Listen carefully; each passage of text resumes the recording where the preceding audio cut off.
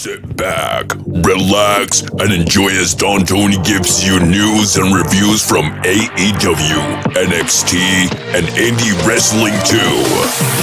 Know what's happening in the world of wrestling without the hate and clickbait. It's Wednesday night, Don-O-Mite. And now, your host, Don Tony. All right. Good evening, everybody. Wednesday night, September 29th, 2022. Don Tony right here for Wednesday Night Dynamite. Feeling better. Still testing positive for COVID, but good news. Today was the first day that my wife tested negative.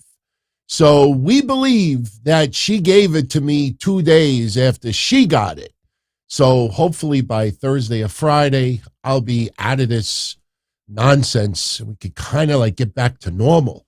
You know, having a cold for 9 days is not fun, but, enjoying some NyQuil, taking some meds, we're getting there. We're getting there. My thoughts and prayers, everyone who is affected by Hurricane Ian. My parents, look, I told everybody a week ago, some of you saw it in the watch parties. My parents were in Marco Island up until yesterday. Last night, I didn't even know if they were able to catch a flight out of Marco Island. They got back to New York late last night. I hear Naples has been leveled. Marco Island is flooded. Tampa is going through a lot. So each and every one of you, anybody that's affected in any way, shape, or form, even if you are somewhere else and you have family and friends there, my thoughts are absolutely with you. So, all right, check it out. Tonight, we're actually going to do the show a little bit different. I've been, with my downtime, paying attention to a lot of the analytics, what conversations seem to pique everybody's interest. And what I am finding more and more is that, you enjoy more of the deep discussion. And as far as giving recaps for TV shows, yeah, we could do it, but there's no reason to spend a half an hour, recapping a show that most of us just saw. So we'll definitely talk about Dynamite. I have quite a few things to say about it. Saraya appearing tonight. And look, anybody who follows these shows know we are a big supporter of Saraya Paige. I like her. And I'm excited that she is back in wrestling. She is good for wrestling. I know when she was very young, you had some issues, but you know what? She is good for wrestling. But I think AEW not only missed a tremendous opportunity today, but, especially because they did not have their full roster there. Tonight would have been a perfect example as to why you hold off Saraya talking until next week. Yes, I know they advertised that she was going to be speaking today. Every week somewhere on the banner, we hear from blah, blah, blah, blah. She speaks, he speaks. So maybe what they should have done was have Saraya start talking, welcome back, good to be here, this and that. And before she can actually make an announcement, she should have been interrupted by Britt Baker, period. Because how that went off tonight, not only did it look awful on TV, let's be honest, it looked fucking awful on TV. It looked almost comical. But if you actually listen to some of the things that were said, some of it made no sense.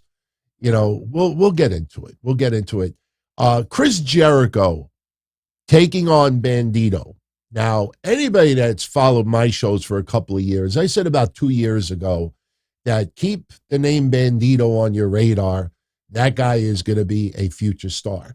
Now, one match is not, you see people today, oh, Tony, sign him. Those are the people that, to have 10,000 toys and a brand new variation of something comes out and mommy, I got to have it. One match is not going to do it. But he showed tonight why he definitely belongs. No question, that guy's future is extremely bright. However, the end of the match had me laughing my ass off.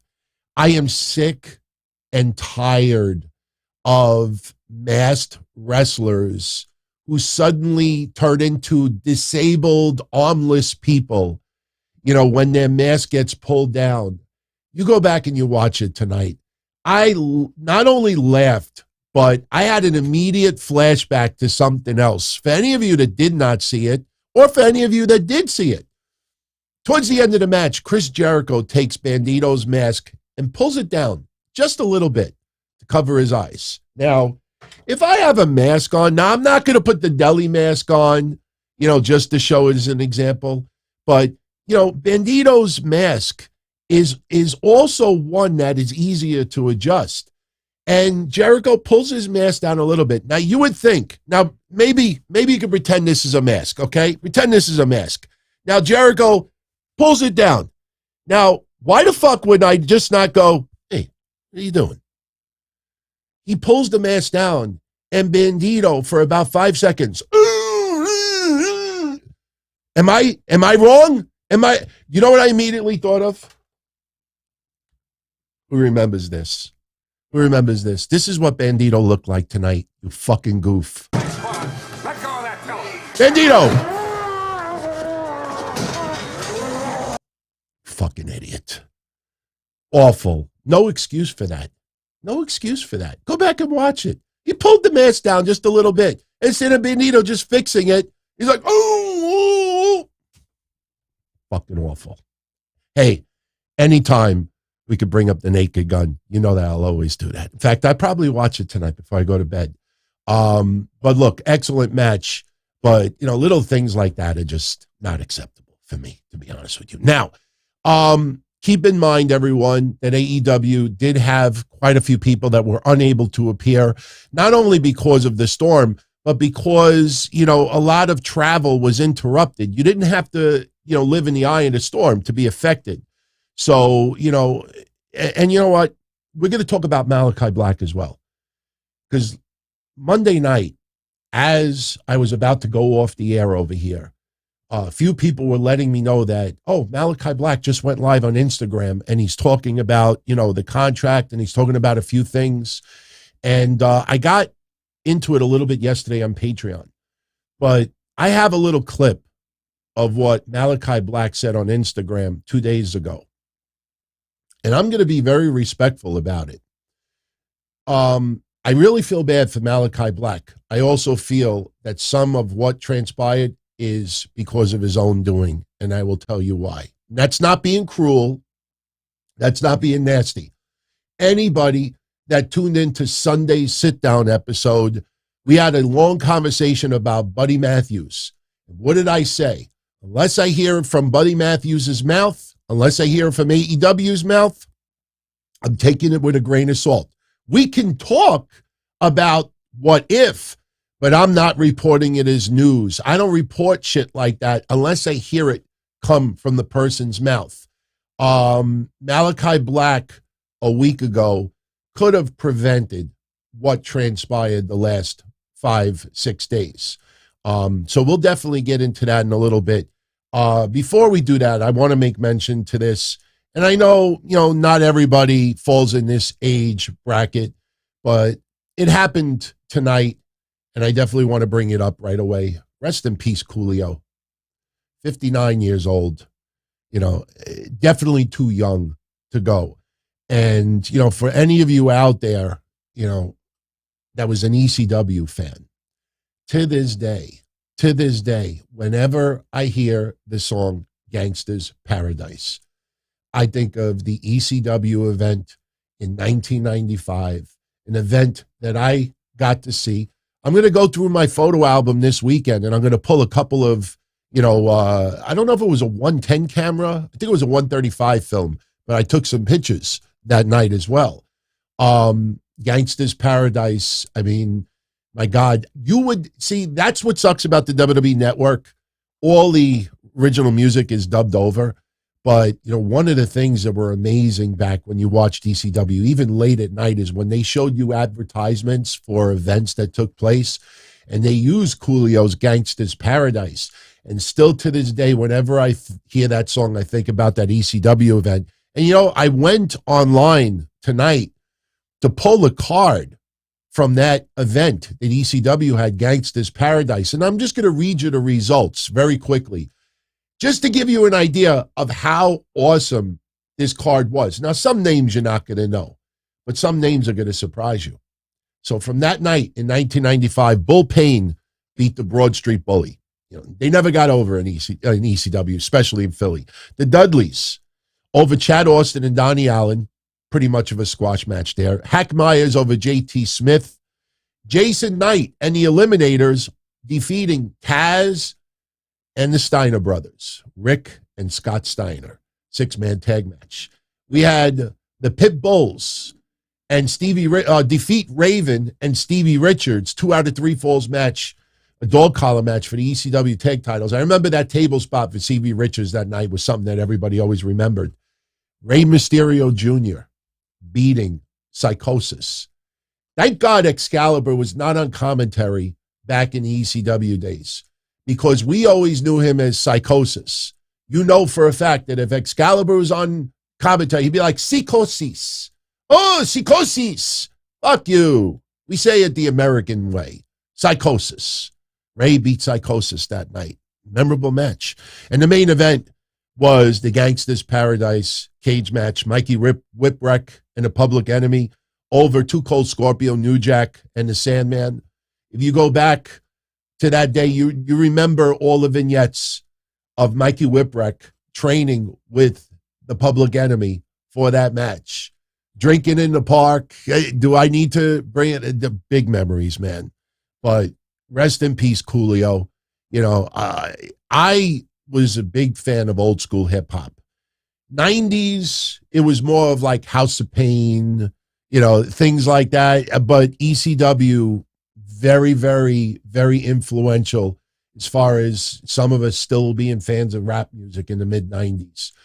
Definitely a fun time, to not only be a wrestling fan, but a music fan as well. So, all right. Let's briefly talk about Saraya, because that obviously is maybe the biggest topic to come out of tonight's show. I brought this up last week, and I think AEW really, sometimes they do it to themselves. The big elephant in the room with Saraya is, can she wrestle again? That was the number one thought on everybody's mind a week ago. Can she wrestle again?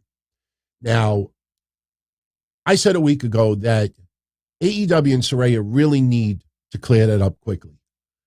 Because, yes, it's good that she's back in wrestling, but you really need to clear that up. Is she going to be a cheerleader?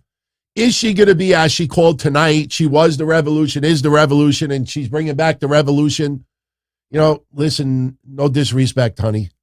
No disrespect. AEW is officially my house. Okay, good. Reportedly 3 years. We don't know that for sure.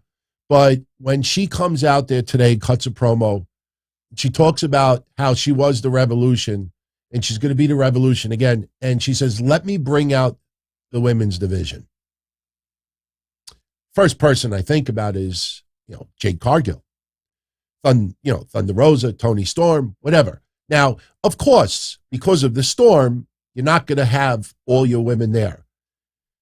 When she says, let's bring out the women's division, this is what comes out. Willow Nightingale, no Ruby Soho, Sky Blue, Tony Storm, Athena. That's your women's division. Oh, well, she interrupted by the heels.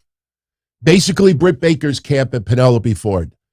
Why do this fucking segment tonight when you have a lot of people on your roster that are not there?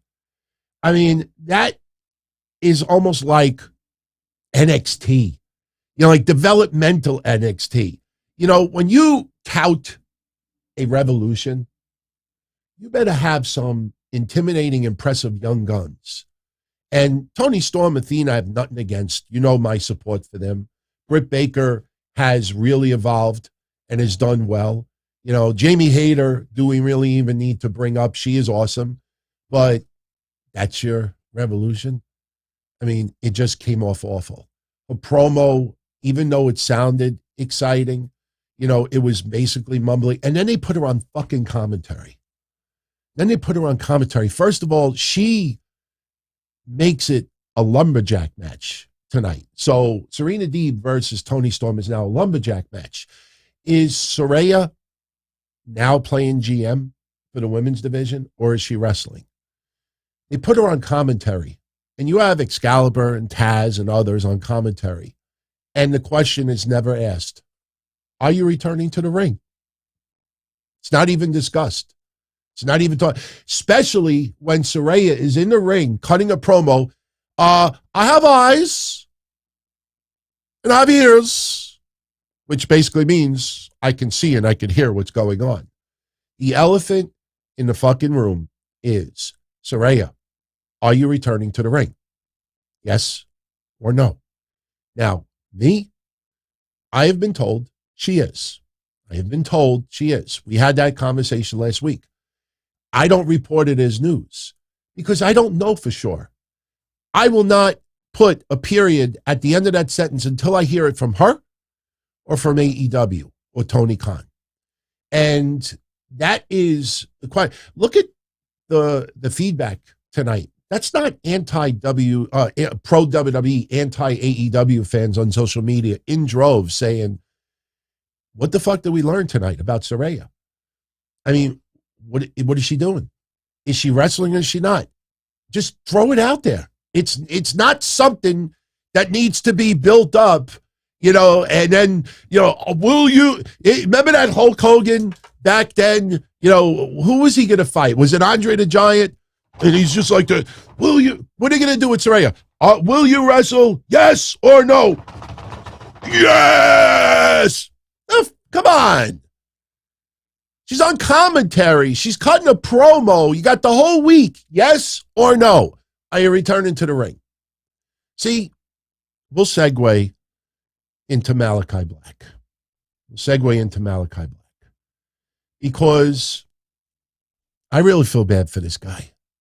You know, mental health does not discriminate.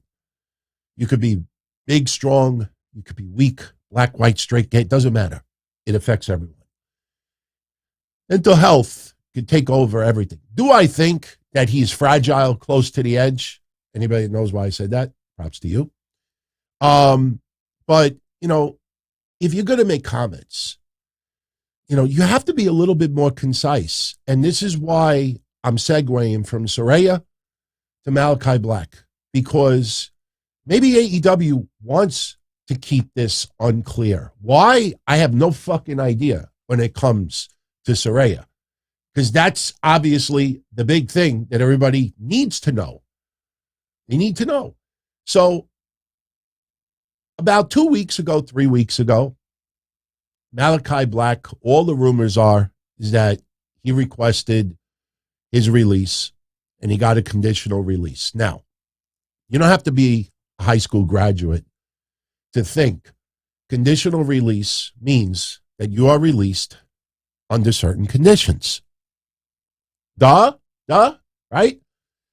So now this brews for 2 weeks, and people are coming up with their own conclusions of what Malakai Black's conditional release means. Oh, he can wrestle elsewhere, but he can't wrestle for WWE. Oh, he cannot come back here. And it just sits there. And then what happens? People start trying to guess what it actually is. And then fake news starts coming out. Then you have people that'll use other people's sites. We brought up, you know, how many times I got to bring up the Colt Cabana CM Punk stuff with Nick Hausman? You know, with all due respect. Nobody wants to go there because all the journalists are all in the same clique. But people need to understand, Malakai Black a week ago made a statement, and he said, and I have it in front of me, these were his exact words. I indeed asked for my release. The last 2 years of my life have lended to be a lot of setbacks. Both me and my wife have been affected by uncontrollable actions from the outside that resulted in loss of life, medical setbacks, career jeopardizing, the suicide of a close friend and close family member, almost losing their life, then experiencing an injury that I was sure was the end of my career. I spent every week going through several sessions of rehab, dry needling, and therapy just to be able to walk and compete. Now this being the tip of the iceberg, with the combination of the promises in my professional field that were not upheld, which resulted as a combination of all of these to a complete demoralization of life and career. This decision has been in my mind for the past 6 months. I could go on and on. Those were his exact words. Now, I say this to Malakai Black with the utmost respect. You opened up the statement that said, I indeed asked for my release. Why did you not also say that I am still under AEW contract, that I was not given a release, or I agreed with Tony Khan to take some time off, but I will be returning? He left it vague. He never said anything about it, that it's not a conditional, it's not this. He said, I did indeed ask for my release. So what do you expect? Now, I'm not defending these journalists because you know me. We've talked about the formula. These journalists don't give a fuck about his well-being, about Keith Lee's well-being, about anybody out there. Because Monday night, when Malakai Black went live on Instagram, he was on for about 5-6 minutes, I think, and he addressed all of this. And he called out the dirt sheets. He called out people that only use people for hits and views. How many years have I been instilling that for everybody here? People out there use your emotion, clickbait. They write stuff that they don't even know the answer of. I'm going to show you 2 minutes of what Malakai Black said on Monday. After I show it to you, then I'm going to tell you something else that happened online, not even 15 minutes after he streamed this video. This is a portion of what Malakai Black said Monday night. Death threats. You wish death upon a person because of what someone else has said, and then says that it's confirmed. It's not confirmed. Clearly, it's not confirmed. None of it's confirmed. There's no confirmation because I haven't left. I'm not like. Luckily, I've been, and that's what this whole thing was about. I've been giving time off by Tony to take care of a bunch of stuff. All this stuff has been cleared up like weeks ago. All this stuff was weeks ago, and I posted that statement as a summary for you to understand why I take some time off. Again, it's in the statement. Like, it is in the statement. Like, it's mind-boggling that you still, like, if this isn't enough incentive for you guys to stop believing these people, then I don't know what is. Because if you, like, again, if you were part of this, like, whole mob that, like, went into, like I said, sending me a bunch of hateful comments based on the words of someone else, then sorry, but you're dumb. Like, you're stupid. Like, and of course, like, again, like, does anyone understand that, like, in the time where I'm going through this stuff and I'm kind of dealing with a bunch of stuff in a very productive manner, that exactly doesn't help. And what I hate about it is that none of these dirt sheets will take responsibility. None of these guys will take accountability and say, oh shit, we fucked up, I'm sorry. We should have probably not said that. Oh, he's going through some stuff. Maybe we should not, maybe we should not make all these baseless assumptions, because, again, as it turns out, it's not true. None of it's true. Not one single thing of it is true.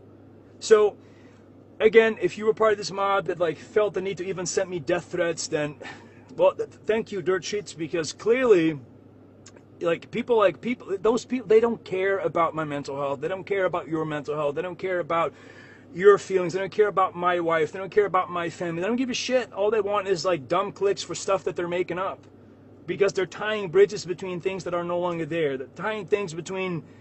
I think you get the gist of it. The formula. We talked about it so many times over the years. You're seeing it. Remember, and I know I bring this up all the time, but it's probably the one that you need to remember more. Remember Keith Lee? Remember, he was pulled from Elimination Chamber or some pay-per-view because Vince McMahon had nothing for him. He fell out of favor with Vince McMahon, and all these people were going on all these diatribes about him and creative and him not clicking, this and that.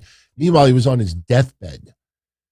Not exaggerating. The guy was fighting for his life. Then he finally revealed it, something that he probably didn't need to reveal because it's so personal, but he revealed it. And I'll never fucking forget some of those journalists, some of those podcasters, because we've called them out before. You know who they are. And they were like, oh, fuck. I had no idea. Holy shit. And you remember Mia Yim that same night? All right, going forward, can we all do a little better? And everybody out there, we got to do better. We got to care. At the end of the day, we all love wrestling, this and that. And right back to what they were doing. Do you know, after that video streamed, I don't blame some people to go right on social media or go on their podcast and talk about it. Obviously, this is a big deal to talk about. But do you know that within an hour after Malakai Black streamed that video, do you know that news reporters were actually reporting that Buddy Matthews and Malakai Black apparently smoothed things over with AEW going back as far as before the last pay-per-view, that they iron things out, and they don't even know. I mean, it's like heroin. It's like a fucking drug. These people got to get hits and views. They got to get your subscriptions. They got to get your likes. They got to just feel. For some people, it's look at Sasha Banks, Mercedes. She changes her name on social media from Sasha Banks WWE to Mercedes Renardo because when she comes back, she's going to be able to do some outside things. But meanwhile, 75% of the WWE roster on their social media accounts have their real names. So she does it, and now people are assuming this, insinuating this, saying this. I'm not talking about fans that are fantasizing. Nothing wrong with fantasizing. Wow, Tony Khan, if you really want to make a revolution, you sign Mercedes, bring in Trinity, Naomi. That's fine. You fantasize, you want to, but you got reporters and journalists that are using all. It was only a week ago that all of these sites were saying that, WWE is reaching out to various wrestlers, and some wrestlers, so they could go back with their significant others, as they put it, teasing about Andrade, teasing about this, teasing about that. They will never learn. So, yeah, I'm going to say it. I'll be one of the few that'll say it. Malakai Black, when he issued that statement a week ago, if he would have simply added, I'm still at AEW, I will be back. Right now, I'm taking some time off. Probably would have prevented everything that went on over the last week. All right. That doesn't mean that these sites are going to do anything different. And I want to say one last thing about this, and we'll move on. Remember this. This is something that people poignantly leave out all the time. When Malakai Black issued that statement a week ago, he was very upset that issues about mental health especially leaked out to the news media. Okay? Now you have some news media like, we will never go there. We will never talk about this. We will never talk about that. You see what they leave out, friends? They leave out the fact that you have management within AEW that is giving that information to those sites. That is something that is not talked about. And like I said, no news outlet out there, they're not on AEW's payroll. But believe me when I tell you, I've been doing this since 1997. All right. And believe me when I tell you, you make friends over the years. You want to get what anybody remembers Mr. Mystery. For those that don't remember or weren't around at the time of my shows, back in the mid 2000s, we had someone who worked within TNA. I'm not going to say who he is, but I became friendly with. And he would give us tons and tons of scoops that no one else had. I broke the story when Hall, Nash, X-Pac all coming back to TNA. We broke so many stories back then. But because the Mike Johnsons of the world, the Dave Shearers of the world, the Wade Kellers of the world despised me, they would never report anything that we were breaking. And we were doing it almost every week for a good 9-10 months, breaking shit, putting shit on the shows. And people like, oh, that's not true. That's bullshit. And then a week later, holy shit, it's true. He actually came on one time and we disguised his voice. We mumbled his voice so nobody would know who it is. Mr. Mystery. I didn't get paid anything. I didn't pay him anything. But the thing is that when you are a journalist or if you're a podcaster or you want to break news, you always want to get someone to give you little crumbs. And that's what's going on online right now. Everybody's got a podcast. Everybody has a Patreon. Everybody has a YouTube channel. Everybody has an audio podcast. Everybody, and you got hundreds of news sites out there. And how do you choose to click this person over this person? These people will never tell you that they get this shit directly from people within AEW. They'll never reveal it. Who in their right mind would fucking reveal that? So they'll just act like, oh, our sources tell us, or they'll say, remember the words ending in ly, reportedly, possibly, likely, eventually. Any word that ends in an ly in a news article, when I read it, I just disregard it. But this is what's going on. And honestly, I'm sorry if it pisses people off. This is why I defended CM Punk for going after the journalists, for going after the office in AEW. Because you have people, and I'm a fan of AEW. I want to see them strive. I want to see them grow. The better they are, the more I'm entertained. I just want to be entertained.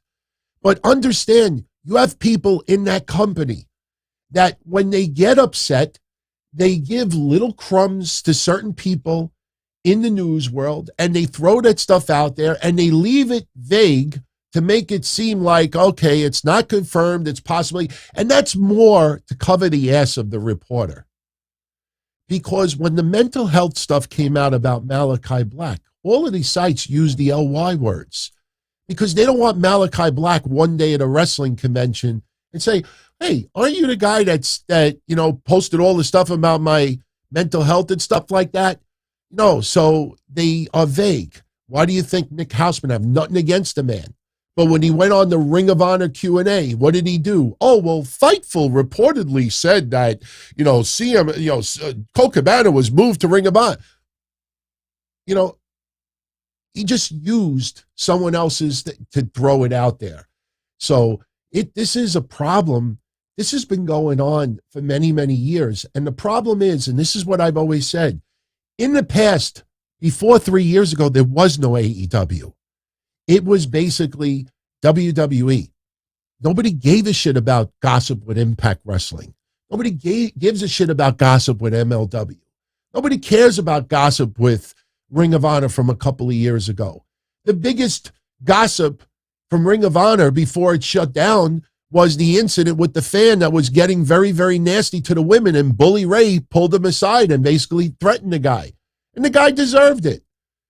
But CM Punk, I applaud what he did. It's unprofessional, of course, but that's why when I say to you, you have a clash of culture within AEW. You have people out there that when they have a problem or if they have an agenda, and I'm sorry, I know I said this on the Sunday show that doesn't get as much attention, but I'll say it here now.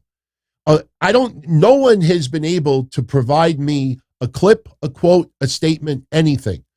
So I'm not saying that he did or didn't say it, but for the 9 months that all of these people were reporting that Colt Cabana was moved from Ring of Honor and almost let go because of CM Punk coming into the company and because of the problems they had. How come in that 9+ months, Colt Cabana never went on social media for 10 seconds and said, look, everybody, I appreciate all your support.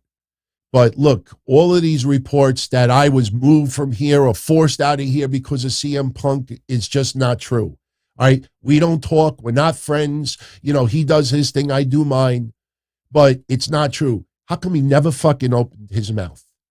And if he did open his mouth, he did a piss poor job to make sure that everybody reported it, because I never heard it.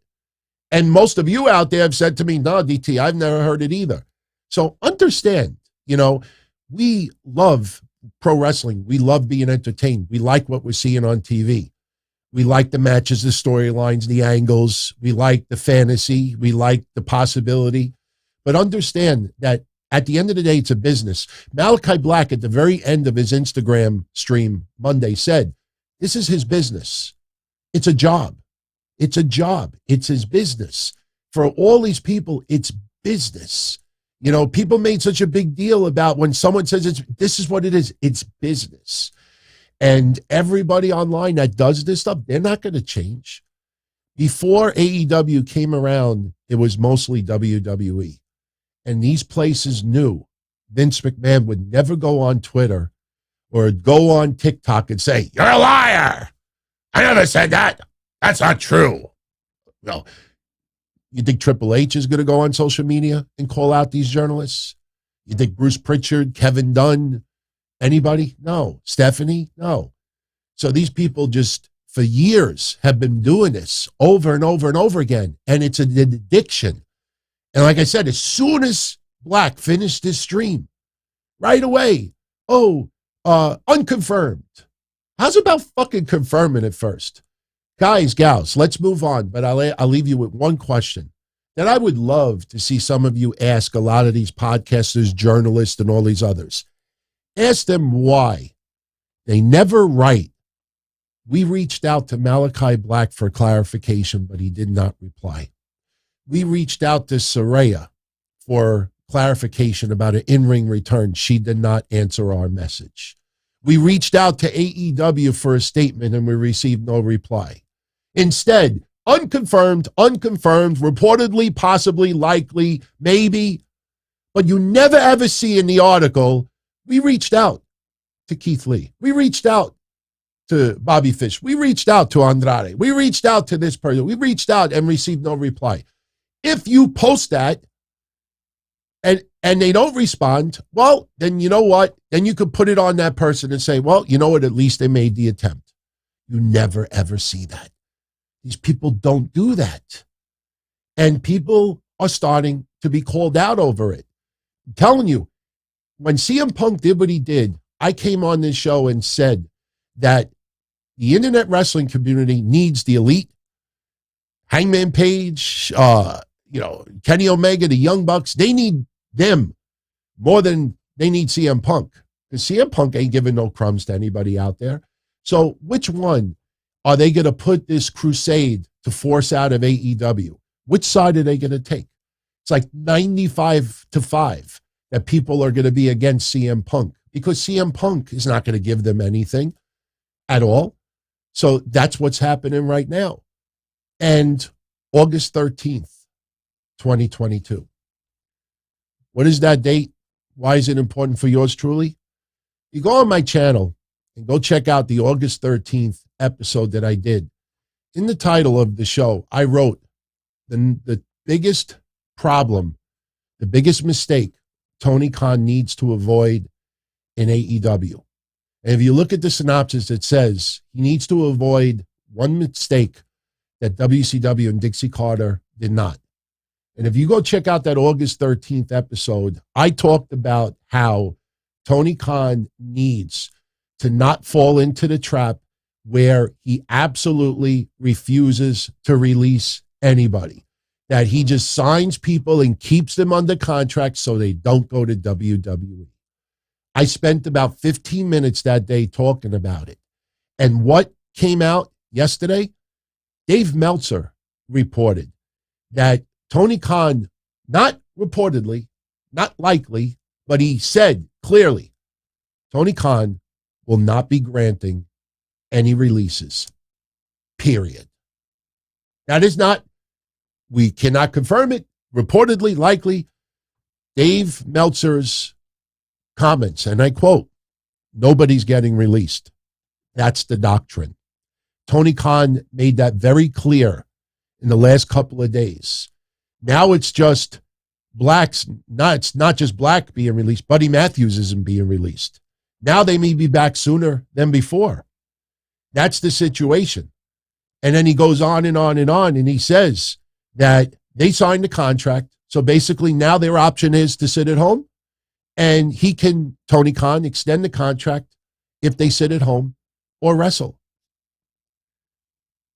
That is the biggest mistake that we said, because if Tony Khan is going to keep people under contract simply so they don't go to WWE, that guy's money is going to start pissing away faster than I think anybody could even imagine. Look, AEW is not in any jeopardy of shutting down or anything like that. The worst thing that's happening to AEW right now is they can't curse on TV anymore. Did you see that tonight? MJF tried to use the word shit. Ain't happening. You know, Saraya, you know, that catchy little phrase, hey, DMD, your name rhymes with shit. Can't say that either. We told everyone a while back that Warner Media was going to have, AEW start toning shit down. If you pay a close attention to John Moxley, that is just a little bit of blood. Almost like I cut myself shaving amount of blood. The vulgarity is being cut down. The blood is being cut down. A lot of the weapons are being cut down. You're not seeing as many tables breaking as you used to. You're not seeing and look, guess what? Remember when we had the conversation about MJF going to WWE? What is the biggest challenge for MJF to go to WWE? To cut the promos that get under your skin without using expletives, without talking about somebody being a crackhead whore.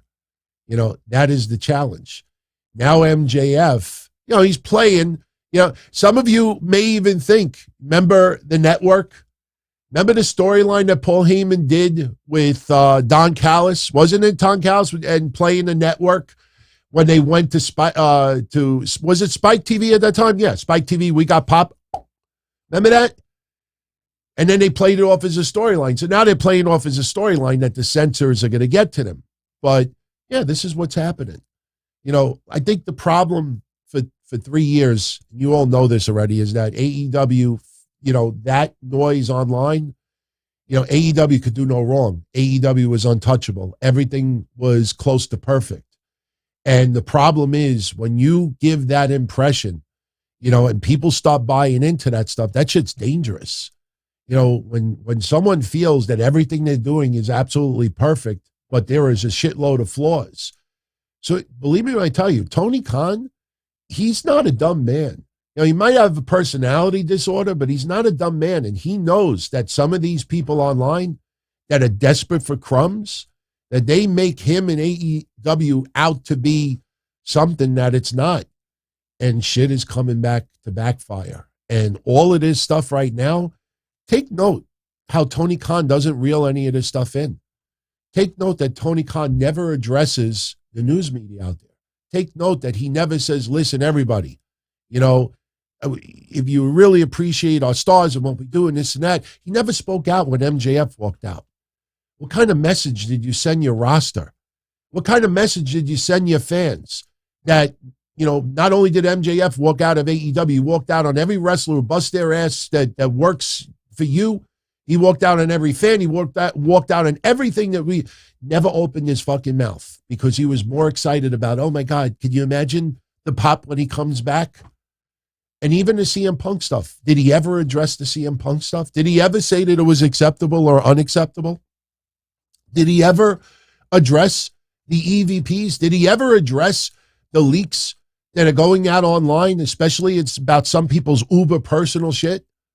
So please, A lot of people out there, shit's starting to backfire in their face. You're going to see more people besides Malakai Black and others coming out there.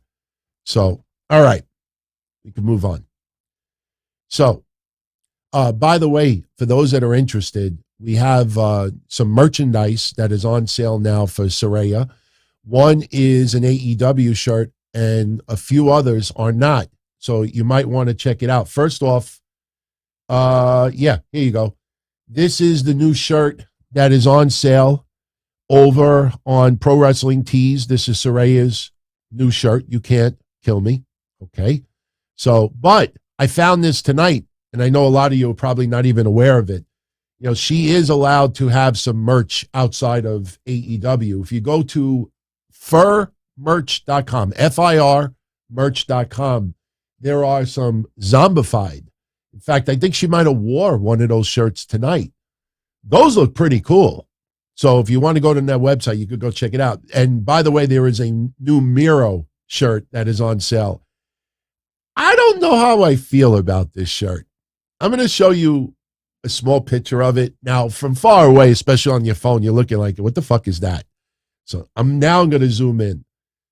And I guess they're making him look like a prophet. I don't know how I feel about this, especially when he ain't doing gots on TV. What the fuck is he doing on TV? He ain't doing nothing. It's not his fault. But that is the new shirt that is on sale. So in case you want to buy it, maybe you want to go check it out. Oh, and one other thing. And yes, we can report this because the people that did the artwork put it online. So this is not invading privacy.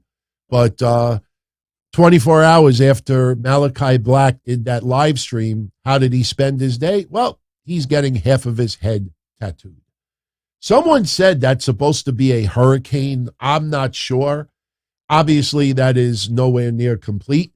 But I know some of you out there are into tattoos. So I figured you maybe get a kick out of that.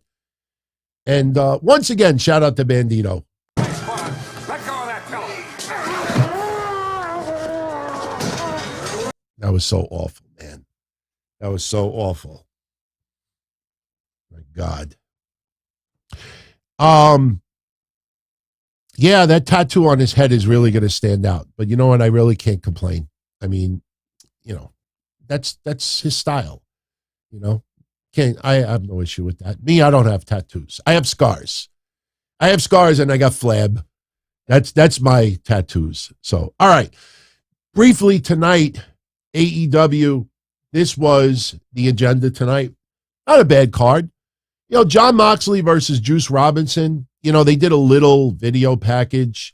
I would have probably preferred to see that video package last week. I think when they talked about John Moxley, when Shivani was talking about Moxley in that video package, I think that was designed to basically, just add a little oomph towards CM Punk that John Moxley is the sole AEW champion. Juice Robinson, a couple of victories over Moxley since he has been in AEW, but not tonight. That was not the main event tonight. I was a little bit questioning Jericho versus Bandito as the main event, but looking back on it now, it was the right decision because not only, you're playing to the Philly crowd. Know your audience. So obviously Bandito is going to get a little bit of a better reaction in Philly because of, Ring of Honor's home, turf, so to speak. Plus Jericho issuing the challenge to Bryan Danielson in 2 weeks. They're going to be in Canada in 2 weeks, and Bryan Danielson will be taking on Jericho for the Ring of Honor title. Now, let's keep it in perspective. Ring of Honor is still a dead promotion. It's just titles being defended on TV. There is no house shows. When they kept saying tonight that Bandito is getting the rematch that he deserved, that he never received. Well, that's fucking Tony Khan's fault because you're not doing shows. Am I wrong? By the way, why can't the Briscoes be on TV?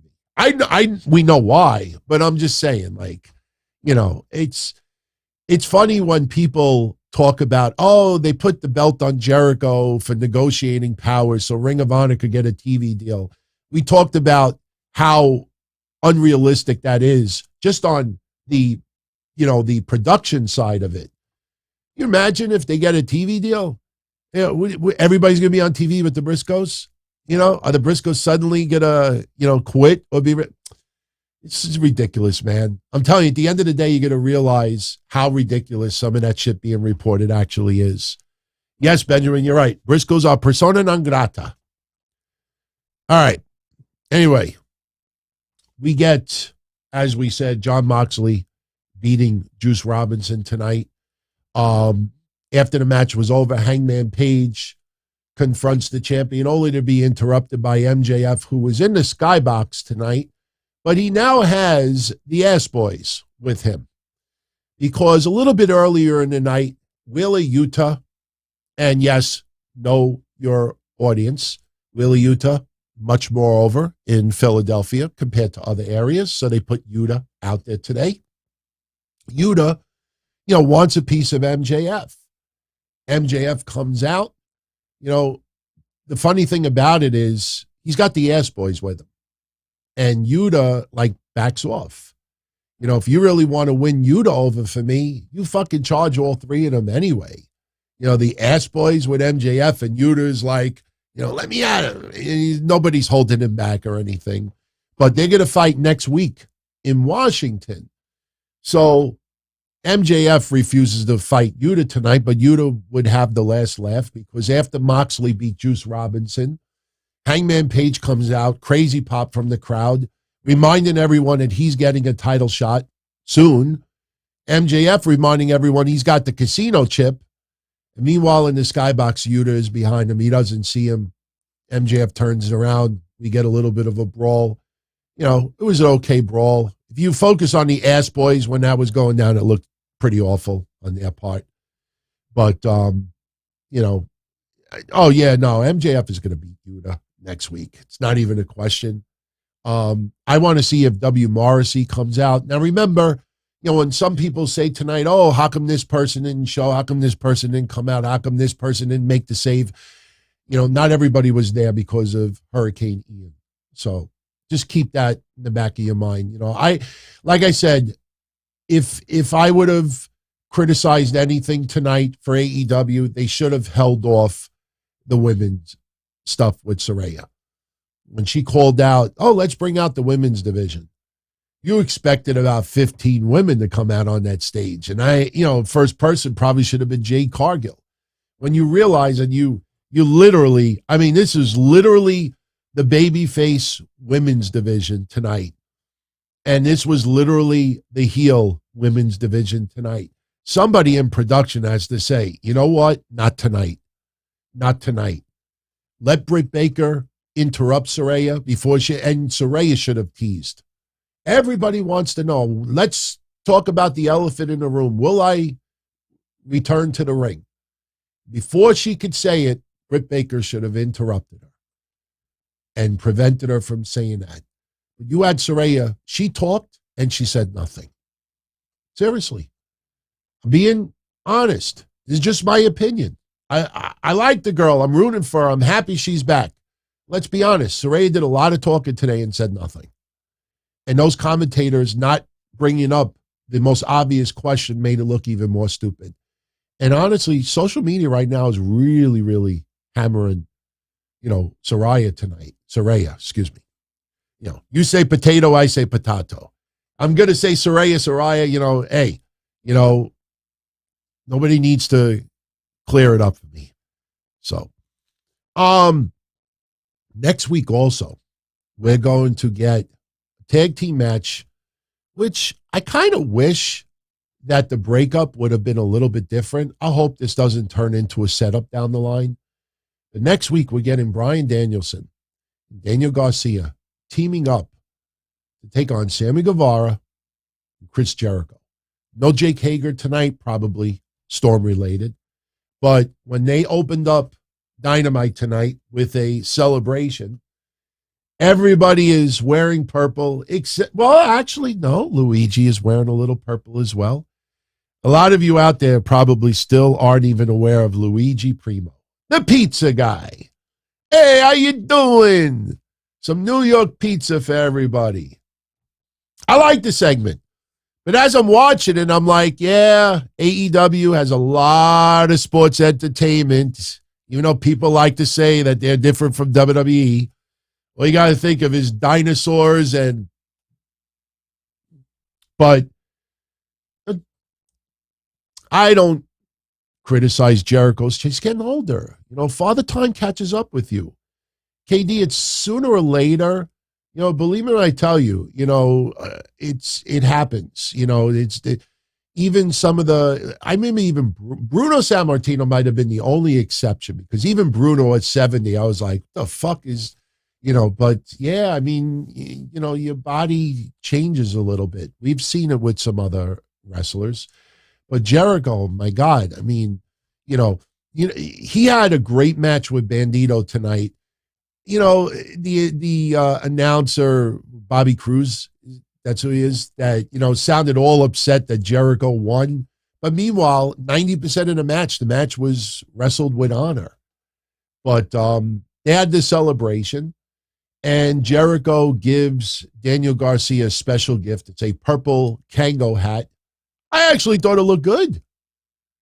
I'm pretty sure I've seen LL Cool J back in the 80s wearing a purple Kango once in a while, but Daniel Garcia doesn't like it. Bryan Danielson comes out. Bryan Danielson, is basically telling Daniel Garcia, you could do whatever you want. You could be yourself. Chris Jericho interrupts Daniel Garcia, who was about to tell him that he doesn't want to be part of this anymore. Jericho asks him, are you a pro wrestler or a sports entertainer? And the crowd is going nuts. And let me tell you something. When Daniel Garcia first showed up, to me, he looked like my little nephew, but you could see he's put a little bit more size on him, and he's getting to talk a little bit more. And I'm actually digging what they're doing with Daniel Garcia. No complaints, really, to me at all right now. So Daniel Garcia, he wants out of the Jericho Appreciation Society. Well, Matt Menard is all pissed off. A year ago, we took you under our wing and we protected you. We did everything for you. Then Daniel Garcia is basically asking the fans, is it sports entertainment if I throw this pizza on the floor? Is it sports entertainment if I, team up with Justin Roberts, which actually got kind of a mild reaction? Would it be sports entertainment if I teamed up with Bryan Danielson? Is it sports entertainment if I kick Chris Jericho's ass? So, nobody beat down Daniel Garcia. But in my opinion, I think this may lead to Daniel Garcia maybe beating Chris Jericho for the Ring of Honor World title. And yes, promotion's still on hiatus, just the titles are being defended. But, so what? If we're getting good wrestling, we're getting entertaining storylines on TV. That's what matters at the end of the day. So, it's just, if they focus too much on Ring of Honor and New Japan guys when there are other people that are not getting an opportunity, that's where people complain. So, Bryan Danielson ends up having a match with Matt Menard because Daddy Magic wanted to hit Bryan Danielson. Bryan Danielson says, oh, you want to fight me? Well, I talked to Tony Khan early. He said I could have a match with anybody who wants to fight me. So they end up having a match. We had Angelo Parker trying to interfere a few times. Claudio comes out, takes care of him, carries him over to the back. And Bryan Danielson with a psycho knee followed by the label lock beats Matt Menard. We're 30 minutes into Dynamite already. And we had a pretty quick match with Danielson and Menard in the opening segment. It was pretty good. Shout out to Liam Savage. Happy 11-month anniversary. Being a channel member. Much love, my friend. By the way, for everyone out there, if you are interested, tomorrow I will be putting on this channel the latest mailbag. I have not recorded it yet. I'm going to do it tomorrow during the day. But I have everybody's questions aside, and we got some good topics to get into. I'm looking forward to it. So, other match results tonight. We had, as we said earlier, Toni Storm retaining her interim women's championship, beating Serena Deeb. They turned it into a lumberjack match. it was okay. You know, the Saraya commentary, I think, took away from the match because this match was a lot better than it was perceived, but so many people were just glued to what Saraya was talking about and what she was not talking about. But, you know, taking a little digs at WWE as well. You know, I think Saraya made a remark tonight, like, finally a boss that listens to me, and Toni Storm is finally being utilized the way she should have been. You know, believe me, you know, that happens in wrestling. You know, Paige is not being a backstabber. Saraya, excuse me.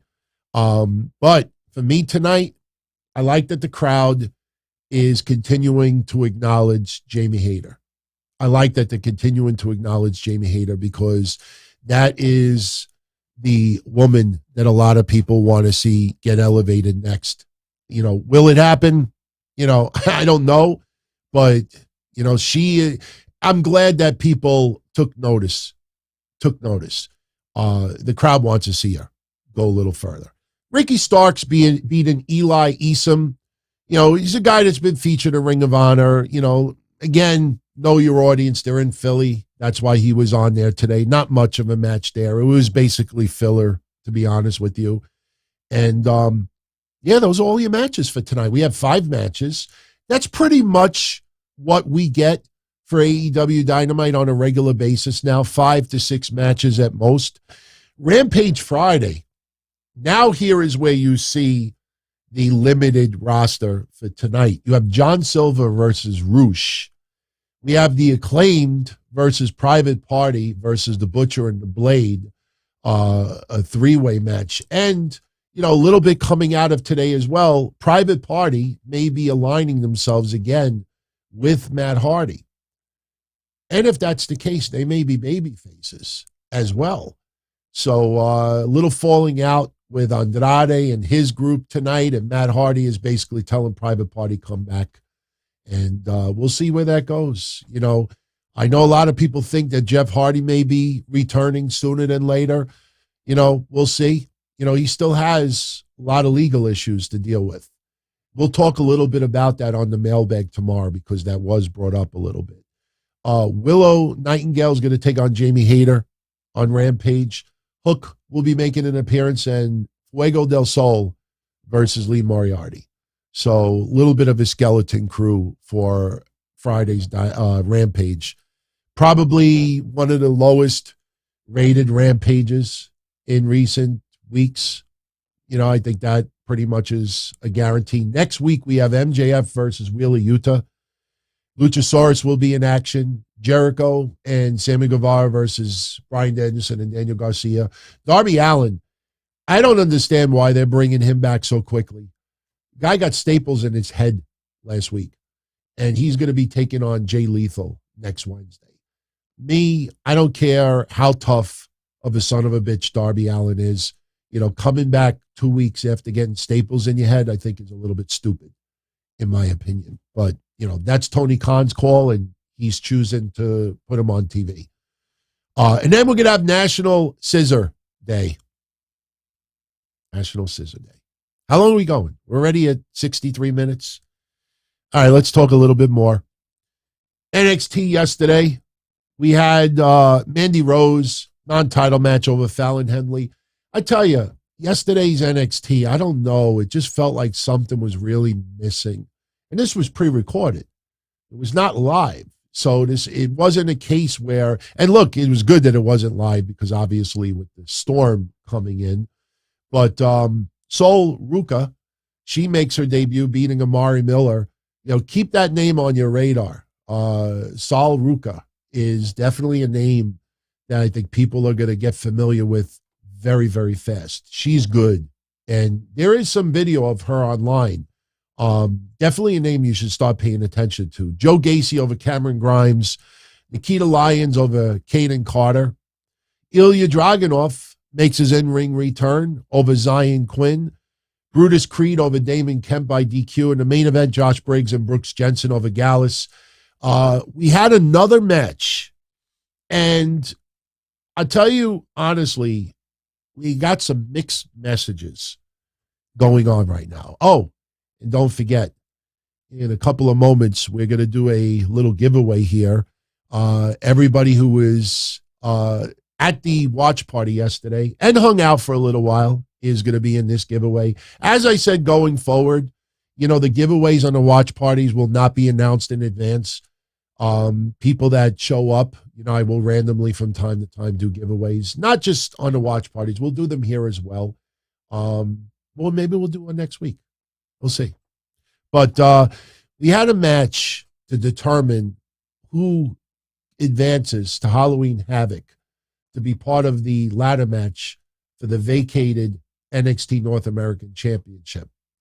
Yesterday, Wes Lee defeated Tony D'Angelo by referee stoppage. Now, contrary to what some people believe, that I paid someone off to smash Tony D'Angelo in the knee with a pipe underneath the ring when people weren't looking, since that motherfucker was too cocky to come out and take a picture with yours truly 2 weeks ago when I was in Orlando. I know a lot of people think that, but that's not the case. Yesterday in the match, towards the end of the match, Wes Lee threw Tony D'Angelo charged to the corner where Wes Lee was. Basically, he got dropped face first into the turnbuckle. I know that. Tanya Harding. Why? Still remember that, man. What was that, 1994? Somewhere around that time. Tanya Harding smashed Nancy Kerrigan. Anybody ever see the honeymoon video of Tanya Harding? True story. I promise you will all love this story if you're not aware of it already. True story. Back in the 90s, I used to sell a VHS tape on eBay. I know some of you know this already. I used to sell a VHS tape on eBay, and it was wrestling related. And what happened was, on the tape, I still have the original porn live bait. I have it in a box inside, and maybe I'll show you I'm not kidding. I mean, that tape it's worth a lot of money. Any of you remember Chastity, that was a valet in ECW for a little while, and then she went to WCW? She was in the corner of Hack when the Sandman was in WCW. Chastity was in a porn called Live Bait. She did an oral sex video with another woman and a guy. And I have the video. So on eBay, I sold a tape. And on the tape had that scene from Live Bait. It had the Beulah McGillicuddy infamous video with the silver bullet. I'll just leave it at that. And then, you're like, okay, what else can we fill on the tape to make it worthwhile? Because that's not enough to sell on eBay. So I took Kimona Wanalea when she did the strip tease dance atop the Raven's Nest on the ECW Arena, put that on there. And then I also put on there Pamela Anderson and Tommy Lee on the boat and Tanya Harding's wedding night. And the reason why I put Tanya Harding in there is because a lot of you may not know, Tanya Harding actually did something with AAA. I covered it on This Week in Wrestling History. Any of you out there, maybe if you enjoy Conan's podcast, because I know him and Disco Inferno and a few others there, they answer a lot of your questions. I wonder if anybody ever asked him about when Tanya Harding was going to be part of AAA. If I remember, wasn't she supposed to be in the corner of the Love Machine? Maybe Eddie Guerrero too? I don't think so. I don't know if Eddie was still there at the time. This might have even been before 1994. But Tanya Harding was supposed to have a multi-appearance deal, I'm pretty sure, with AAA. But I put that on the video, and I sold so many copies. And, I'll tell you one more little tidbit. When I was working for XPW in 2002, I was still selling those tapes on eBay. And one night we were in a hotel room, and I was hanging out with Vic Grimes, and we were just talking about stuff like that. And he knew about the video that I sold. He's like, "Listen, next time we have a show, could you bring one of those tapes with you?" I was like, "Sure." So I had a few people that asked me for that tape, but I made a lot of money on those tapes back then. eBay in the 90s, yeah, you could sell $20 a pop.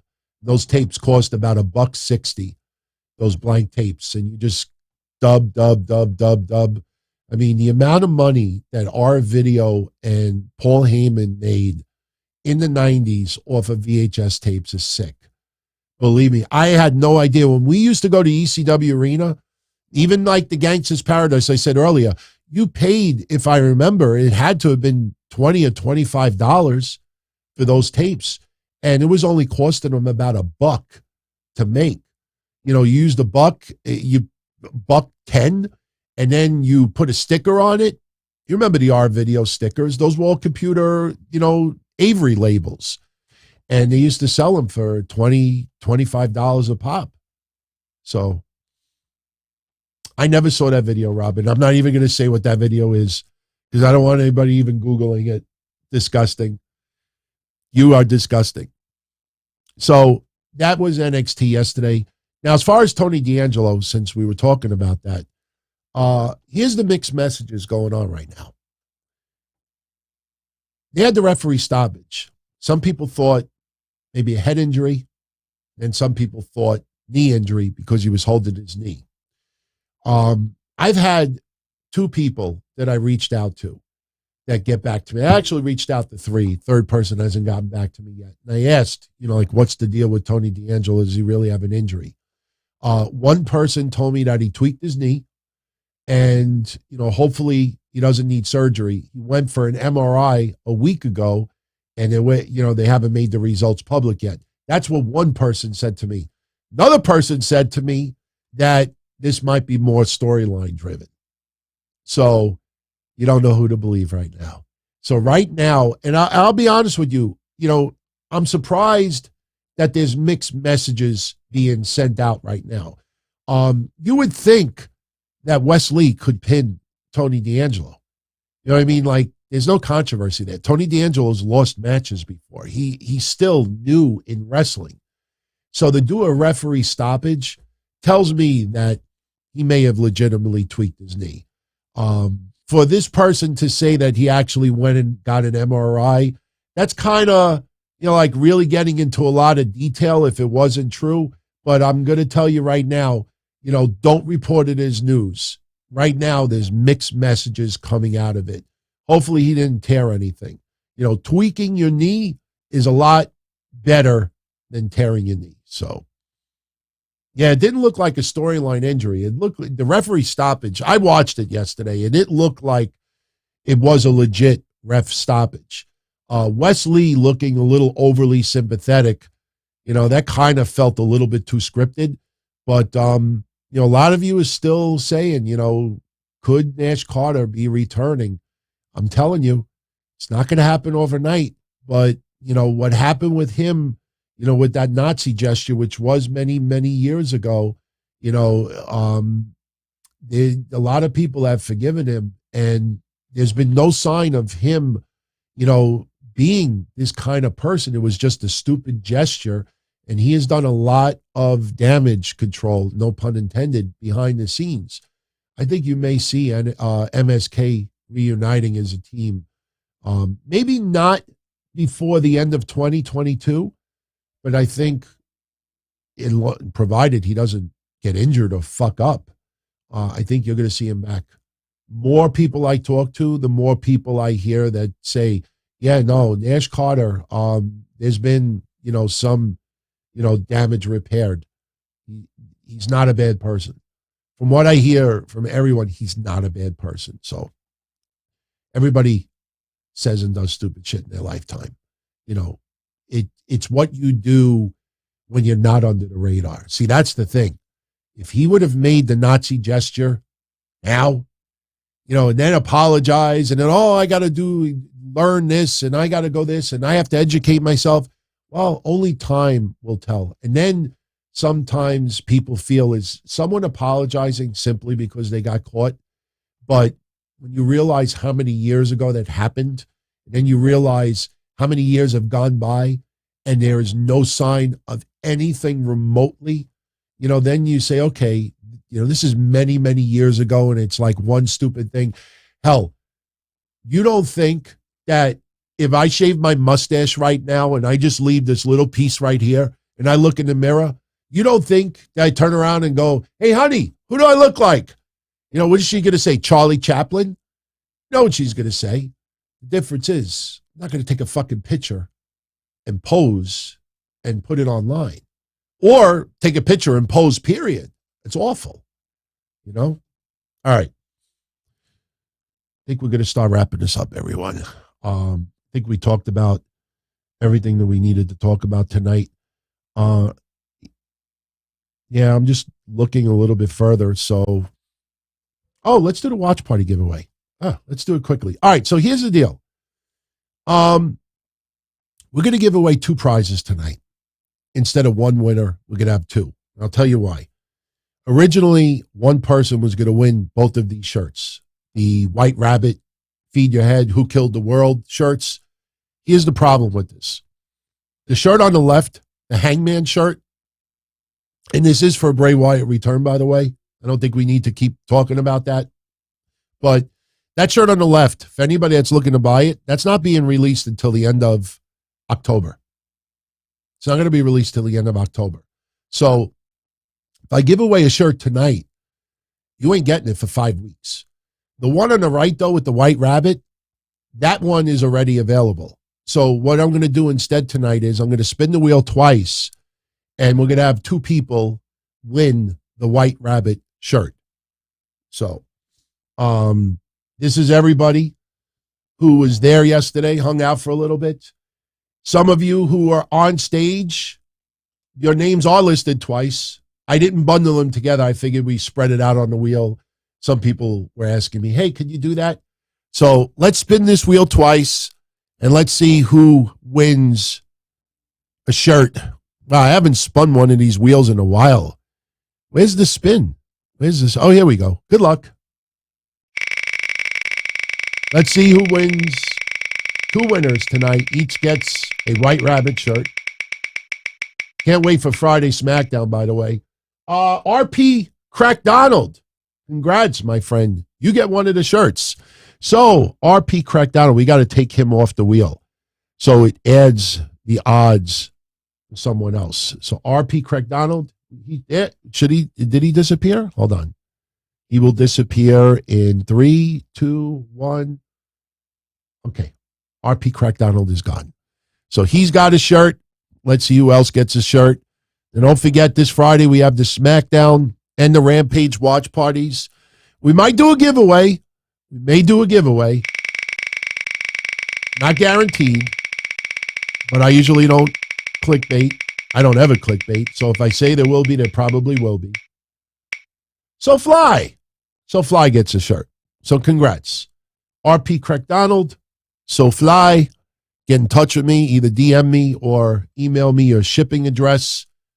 And Friday we get the next Bray Wyatt teaser. I thank you all for sending me all of the bullshit that's floating around there. People are still trying to plant the seed with Corbin. Let me say one other thing about Malakai Black with this Bray Wyatt stuff.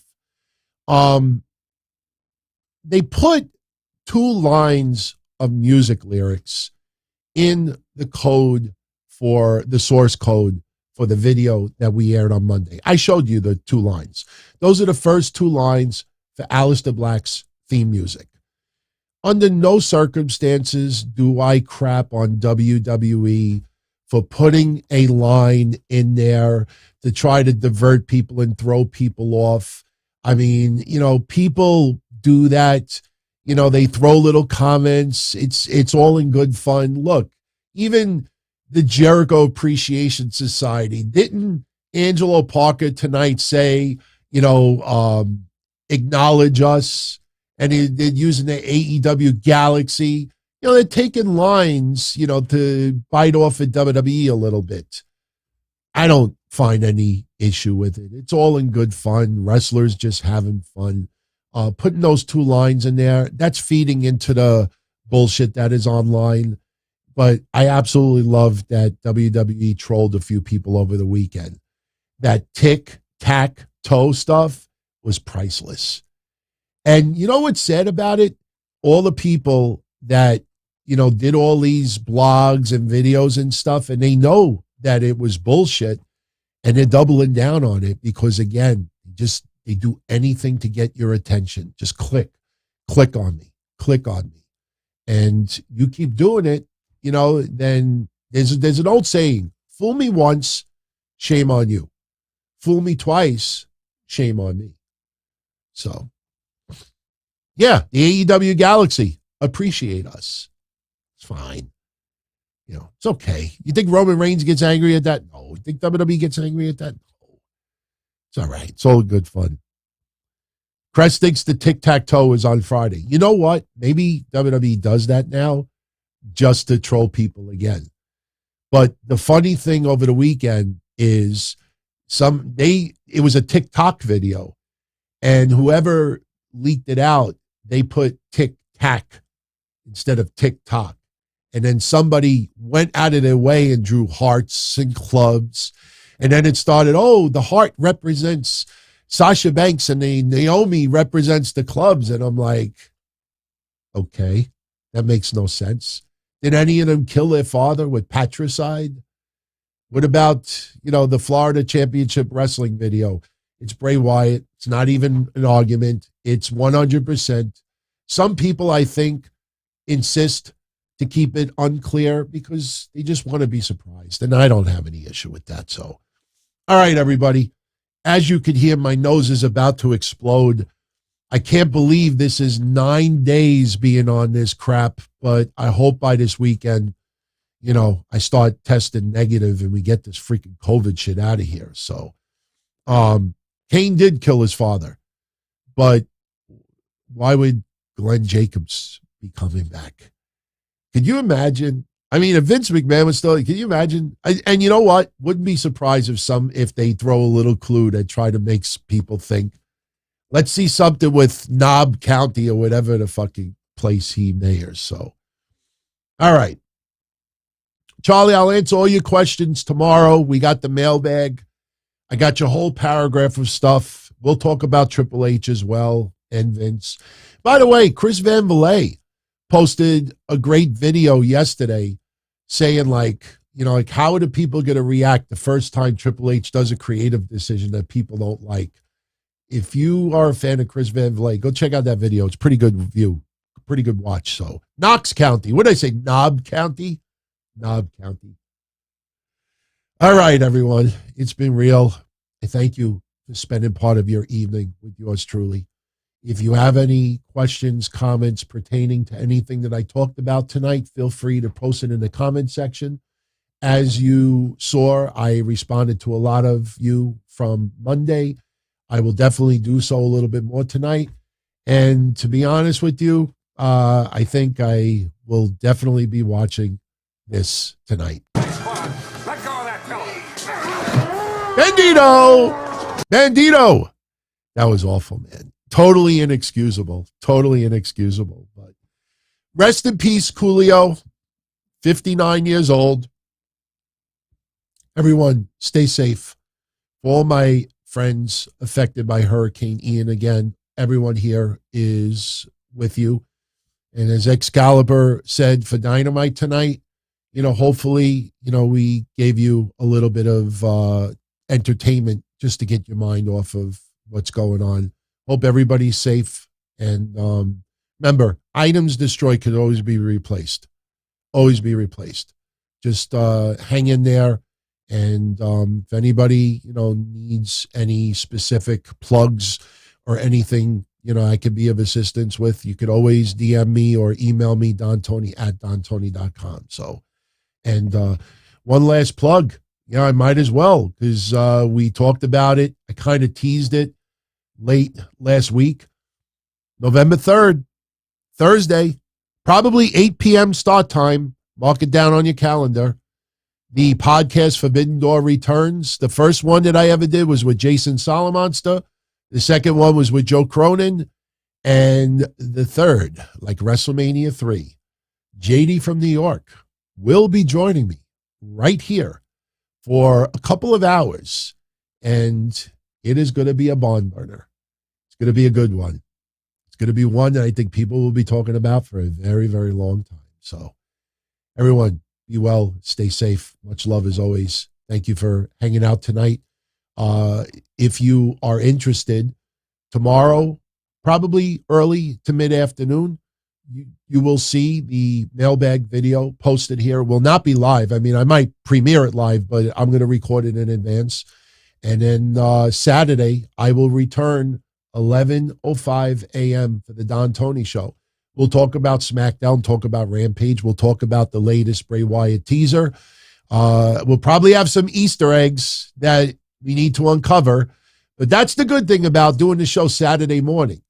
That gives me the whole night to do a little research and put some stuff together and do another deep dive. So they're going to be going on for a while. I know there's a lot of people now that are trying to say that it's going to be revealed at Extreme Rules. The only reason why they're saying that is because if you look at some of the matches that are being advertised for Extreme Rules, look in the top left-hand corner. You will see fireflies and you will see a lantern or lights from a lantern. So people think that the reveal. I think what's going to happen in Extreme Rules is I think that's when we're going to start seeing those really hardcore vignettes, like what they did with Edge when he returned after getting kicked out of Judgment Day. I think Extreme Rules is going to be the second stage of these vignettes. I don't think Bray Wyatt comes back in Extreme Rules. I think that would be very, very premature unless, as we talked about on Monday, maybe Saudi Arabia is really pushing for a Bray Wyatt return. So we'll see. No idea if he's going to be on Raw or SmackDown yet. My opinion, he'll probably be on both. He'll probably be on both. If it was up to me, I would put Bray Wyatt on Raw. I think he would be better on Raw than SmackDown. But we'll see. As it goes along, we'll see where it goes. We'll see who he feuds with. By the way, who's feuding with Roman Reigns right now? Anybody?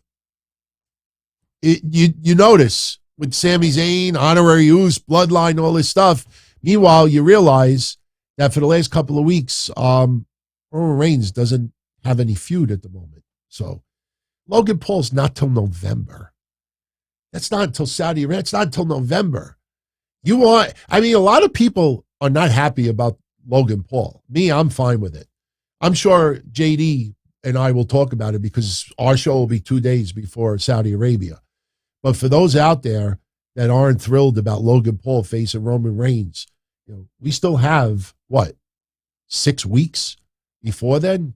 We need to see something else in the meantime. So, all right, everybody, I'm out of here. I heard Aaron Judge hit home run 61 tonight. Very, very cool. I will watch that. And I'll see you all again, either tomorrow, the mailbag, Saturday morning for the Don Tony Show. Good night, everybody. Much love. As far back as I can remember, I always wanted to be a podcaster. For me to live any other way was nuts. To me, those goody-good people who worked shitty jobs for bum paychecks and took the subway to work every day and worried about their bills were dead. I mean, they were suckers. They had no balls. If I wanted something, I just took it. I ran everything. I paid the bills. I paid the host. I even paid the masked maniac. Everybody had their hands out. Everything was for the taking. We always called each other good fellas. You would always hear from somebody. You're gonna like Don Tony. He's all right. He's a good fella. He's one of us. But if you're part of my crew, nobody ever tells you they're gonna get rid of you. It doesn't happen that way. There weren't any arguments or curses like in the movies. See, your haters come with smiles. They come as your friends, the people who've claimed they care the most for your life. And now that's all over. And that's the best part. Today everything is different. There's lots of action. I don't have to wait around for everything like everyone else. Oh, I didn't get the vaccine? Fuck you, vaccine me. Oh, your delivery guy has COVID? Fuck you, feed me. Right after I moved here, I ordered egg noodles and ketchup, and I got spaghetti with meat sauce. I'm no longer an average nobody, while they get to live the rest of their lives like a bunch of schnooks.